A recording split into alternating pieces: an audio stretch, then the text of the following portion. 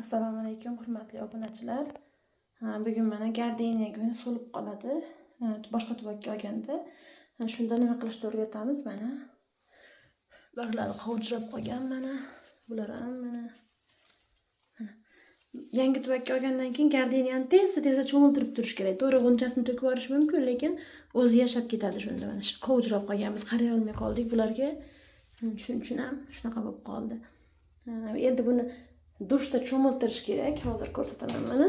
Yaxshilab cho'miltirib, iliq suvda.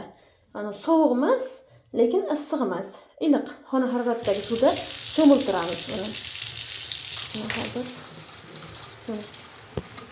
shuna qilib mana. Agar suvda suv separlaringiz bo'lsa uyda yoki shunaqa qo'lingizda urib sepsangiz ham bo'ladi mana.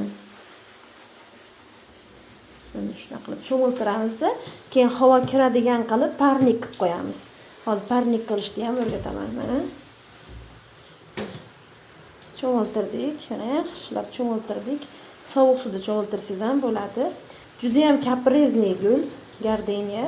Shuning uchun ham buni boshqa tuvakka olishingiz bilan sirazi cho'miltirib parnik qilib qo'yishingiz kerak. Bir kunga bo'lsa ham o'ziga kelish uchun. Agar yana so'lisa, yana parnik qilib, yana cho'miltirib turasiz mana. Bu barglarni yashnab ketishiga yordam beradi. Gulini to'kib yuboradi, gul g'unchalaganda cho'miltirib bo'lmaydi deydi, lekin qurib qolgandan ko'ra cho'miltirib turgan yaxshi. Mana bunisi ichlari ham qorayib ketgan mana. Orada bir parnik qildik, keyin qaray olmay qoldik. Juda ham e'tibor talab qiladi bu gul. Eng yashnagan holati mana shu bo'lyapti. Hozir ham barglari sarg'ayib qolgan baribir. Keyin mana yana bittasi, mana buni endi cho'miltiramiz. Hozir sig'madi, joy yetmadi bunga. Bularni mana cho'miltiryapmiz. Hozir parnik qilishni ham o'rgataman mana.